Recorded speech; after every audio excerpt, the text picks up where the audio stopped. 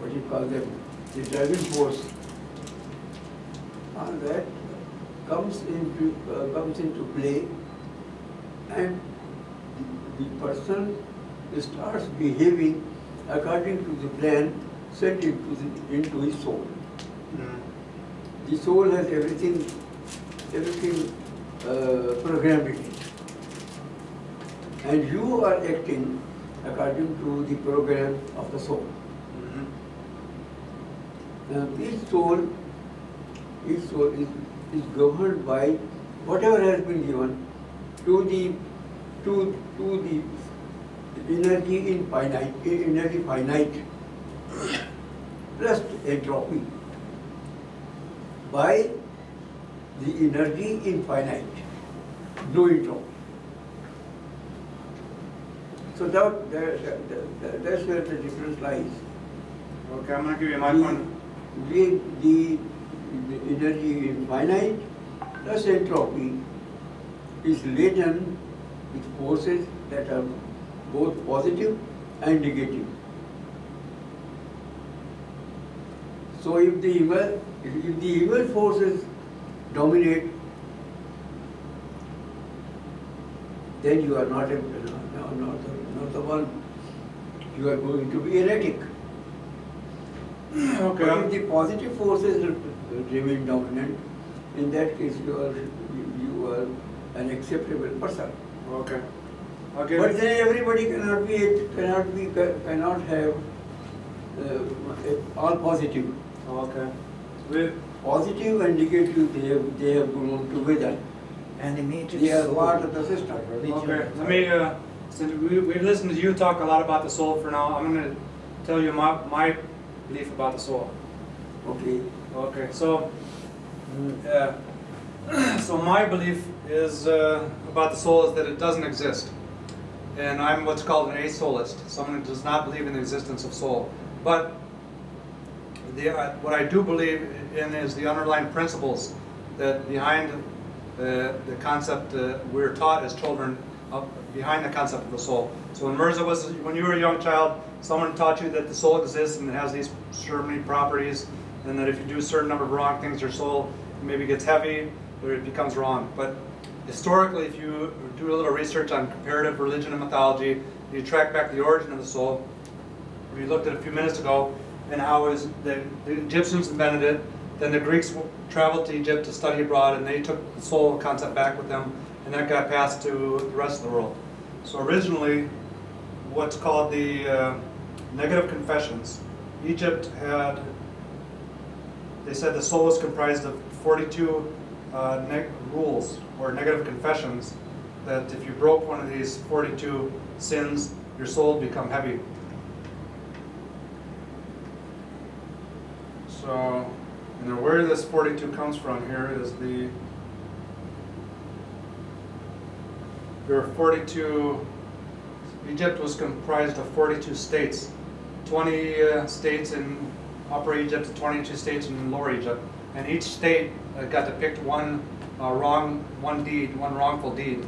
And so it's kind of like in America we have 50 states, so it'd be, and I live in Illinois, so in modern terms would be equivalent to the group town would come together, and they would say, we're going to pick our soul rule, our soul or negative confession rule, and it's going to be this: don't pilfer water from Lake Michigan. And so that's our contribution to the morality of the country of Egypt. And so they sent that negative confession into the headquarters of Egypt, which varied, but mostly it was at Heliopolis and Thebes and Memphis were the three main capitals of Egypt, but it shifted over time. Kind of like in America, the capital is Washington. So they sent their vote over, don't pilfer water from Lake Michigan. That was one of their confessions. So the Egyptians had this idea that, so here's the 22, where the 42 comes from. 22 gnomes here, 20 gnomes here, and the capital was either Heliopolis, Memphis, or Thebes, which is down here somewhere. So originally the soul had 42 parts to it. And so they listed these souls right here. They were called the negative confessions. So, for example, I have not committed sin, I have not robbed anyone, I have not stolen, I have not slain men and women, I have not stolen grain. And one of these down here is I have not pilfered water from the water supply. I have not terrorized anyone. So you talk about how terrorism is wrong. This is Egyptian soul number 23. And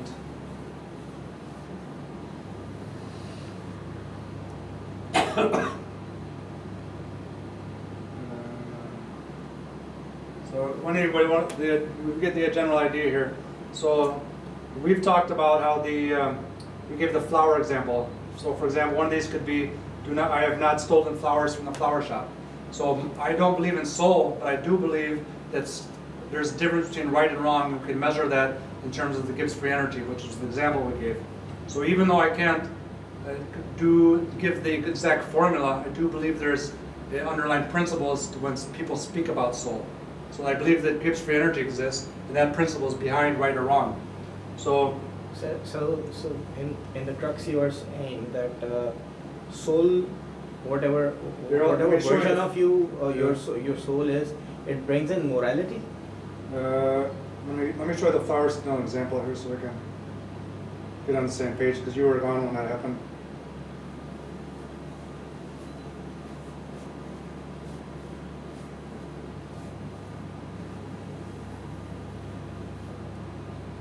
Okay, so here we are.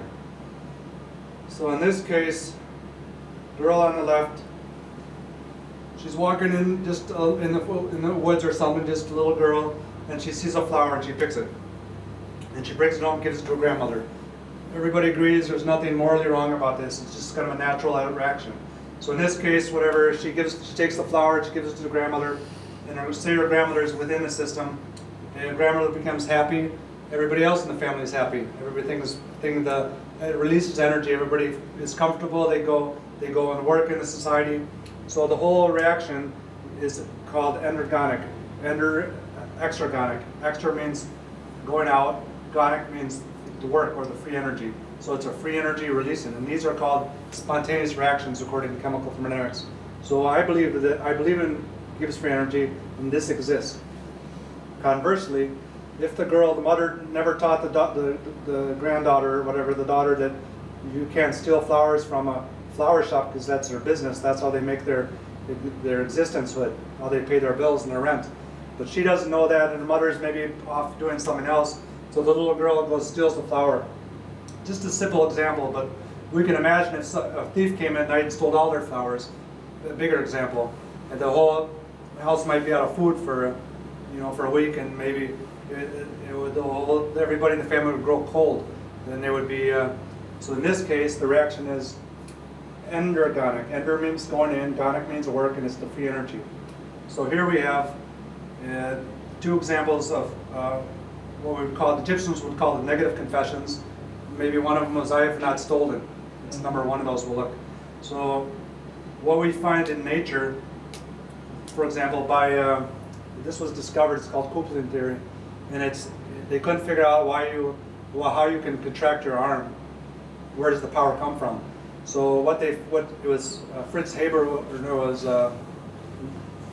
Lippmann who discovered this. It's called the Lippmann coupling inequality. In about 1941, he found that the power to contract your arm comes from the 3 phosphate bonds in ATP. Phosphate, every time you cleave one of the phosphate bonds, it releases energy, just like this system releases energy. And the release of energy, phosphate's a high energy bond. So every time you cleave one, it powers that's an endergonic reaction that powers or that's an exergonic reaction, and muscle contraction is an endergonic, it's an energy absorbing reaction. So the ATP gives the energy to the muscles to contract them, which is an energy absorbing reaction. So the point of this is that in nature, these energy releasing reactions are coupled to the energy absorbing reactions. So it's kind of like these moral, or we call them natural, using physical-chemical neutral terminology, are coupled to these immoral or unnatural in physical-chemically neutral terms of reactions. So we don't speak about ATP and muscle contractions as being moral or immoral. but in society these things affect us. So if we speak about terrorism or thieves, then we speak about things being unnatural, immoral, or natural versus moral. And this is the idea of when I say I don't believe that soul exists, but I do believe in thermodynamic, physical-chemical based morality. So, You know how I will interpret this program? yeah. One of them here, it is the affinity, normal type of thing. Here the affinity has got intense activity. Intensity rises.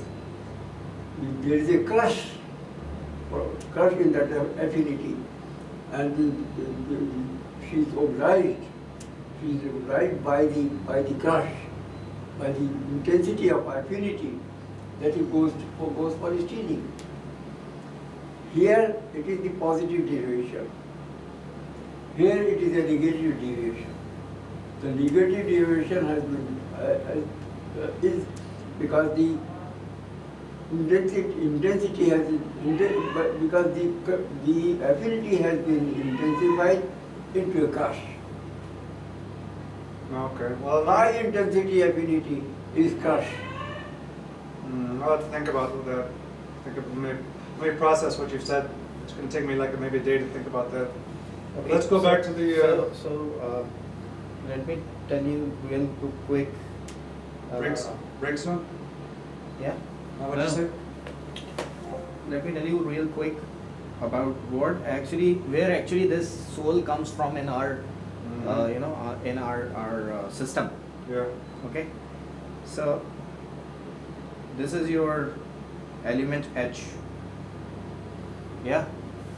The HU. Okay. So your element HU. Here, let's plug Yes. your. Look on the screen.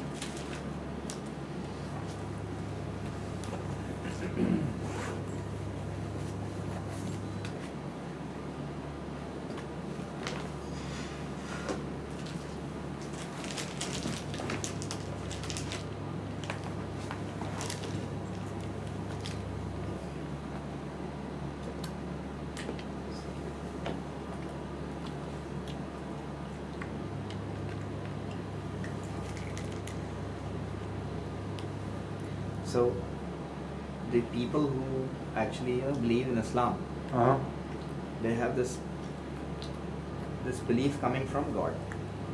Okay, the holy book, right? It says that when a human is created, or the person Adam, Yeah. he was first created from one part clay. Yeah. Okay.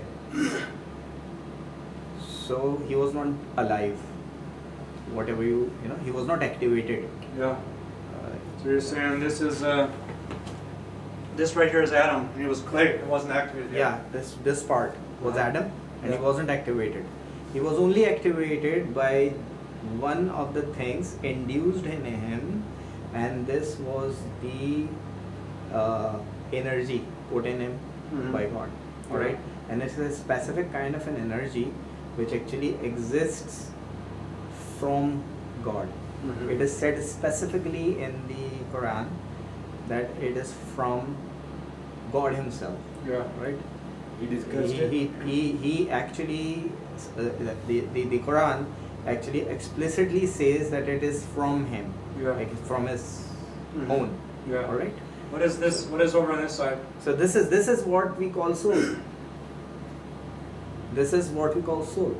What is this side? And this side is the animalistic being of Adam, and that is the side which comes from God directly. So our belief comes directly from the book, number one. Number two, it explicitly says that you have a two-part being. Yeah. So one part being is exactly like animals, it behaves like animals, the laws of attraction, the laws of the carnal desires and everything, it exists. Okay. And the guidance, one, and the energy, two. These two things come in from soul. So that's why I say that this soul is a circuit, Okay. and it is a specifically devised circuit, okay, and it has loopholes Mm-hmm. for others to fit in and you know and fill you in, so that society actually grows and it binds together. That's what the Muslim belief says, and it comes directly from Quran. That's why Mirza is so persistent Mm-hmm. in actually quoting this, Mm-hmm. and because it is. Do you know what surah this is? Yeah, What surah is this? Surah number what? surah number I can actually quote you. Okay, let's look at the surah number. Okay.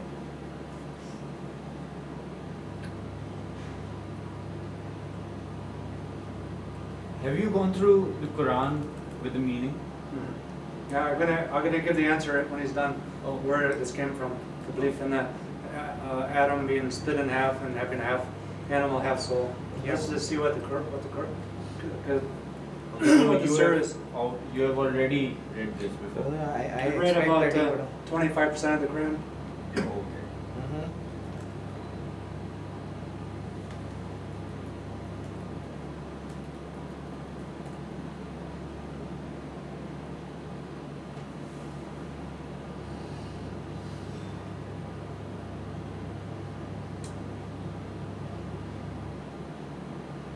No.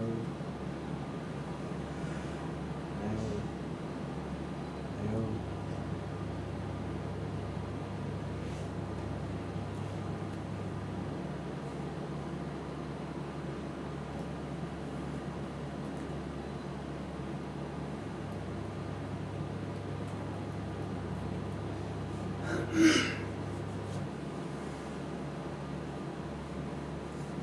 So I'm just finding out the reference, and I'll switch on to Sure. English language. Okay.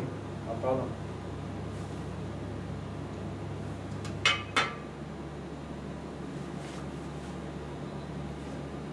So one thing you need to, okay. So I'm going to actually go bit by bit. Okay. This is.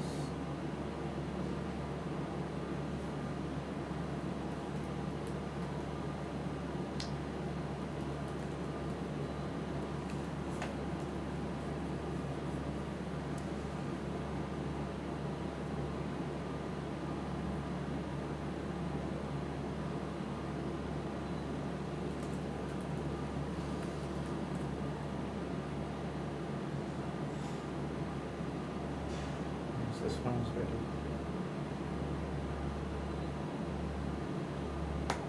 This is from the perspective of good translation. This is a good site.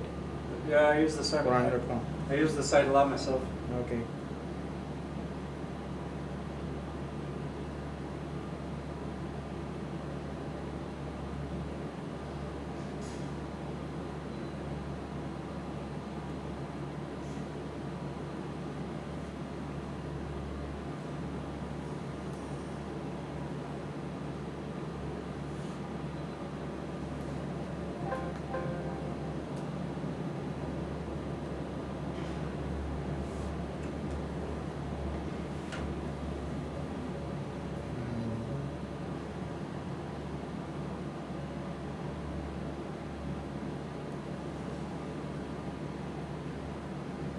Mirza, you have all the Quran memorized? Hmm? You have memorized all of the Quran? Yeah, it's time about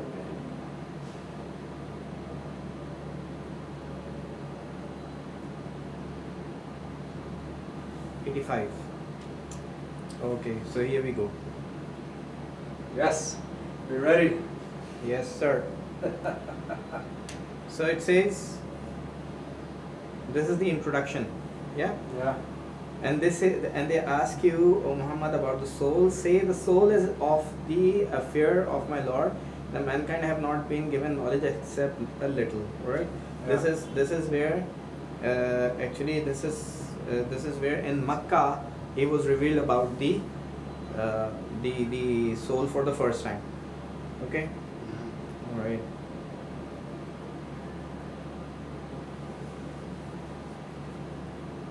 Okay, so I'm going to now come directly to the part where we are talking about Adam, okay? Mm-hmm. Alright.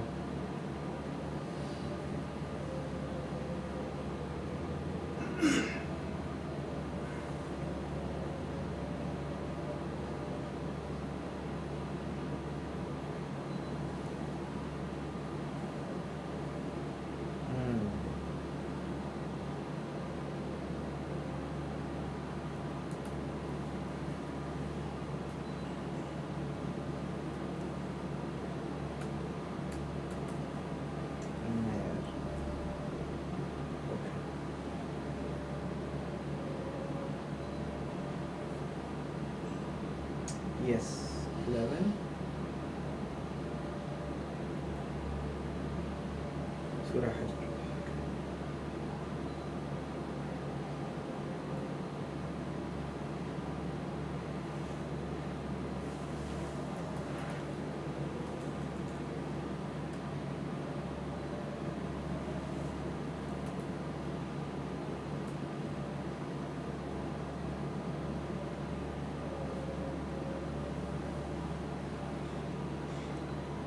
Which ayah? 29.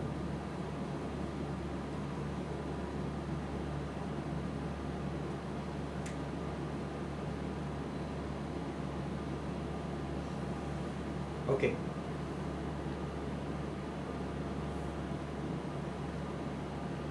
And when I have proportioned him and breathed into him of my soul, Mm-hmm. okay, then fall down to him in prostration. فإذا سويته أعوذ بالله من الشيطان الرجيم فإذا سويته ونفخت فيه من روحي فقعوا له ساجدين. So here it comes from here mainly. Where does it talk about it being cut, the soul being cut in half? Not cut in half. See here.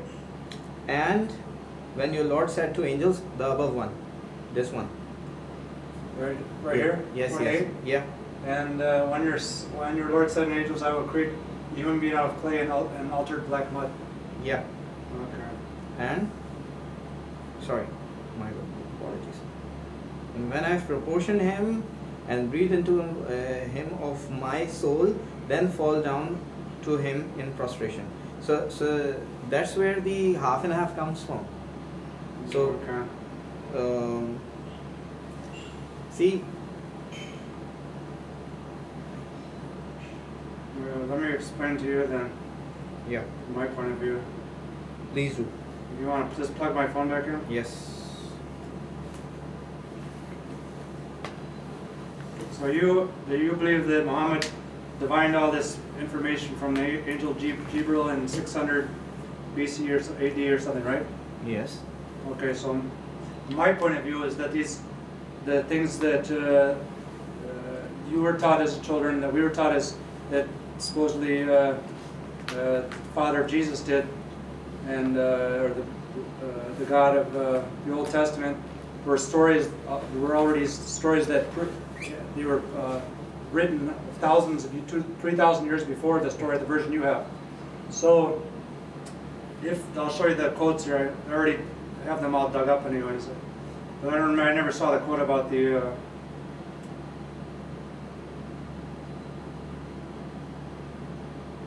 Yeah. So the original version here is that the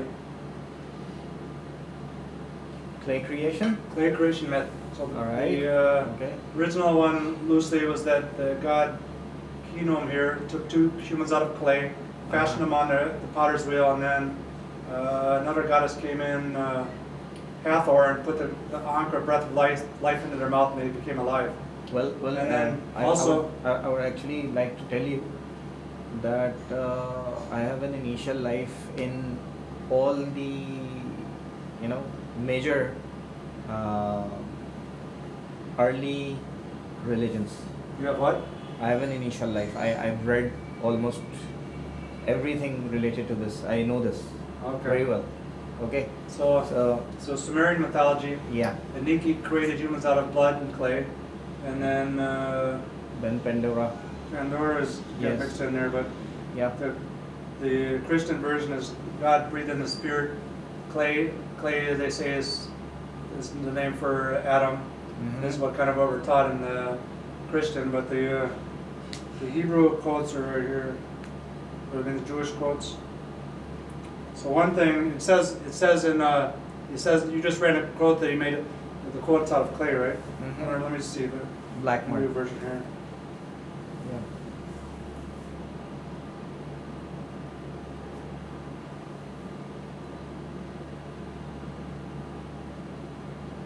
Okay, Islam. Yeah. All right, Yeah. Alexandria was captured by the Muslims, and then here we are, Surah 15:26. Yeah, this is. We created man from sounding clay, from mud, molded into the shape of altered Yeah. black mud. We just looked at that.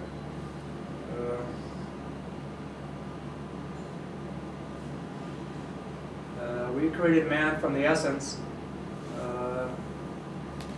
strain, quintessence, extract, parentage of clay.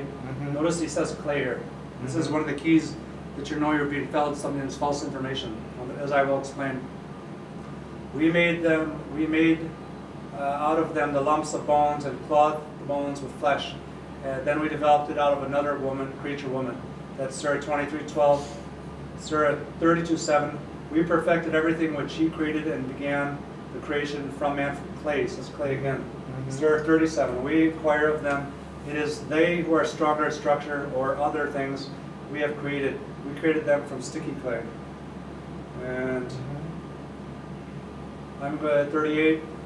I'm going to create a human being out of clay. When I have formed him and breathed my spirit into him, fall down and prostrate him.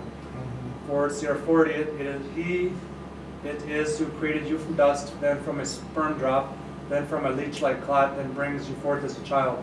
Okay. Now the first problem is this. Contradiction? With this, no, is this was pointed out by Alfred Lotka, and he pointed out the fact that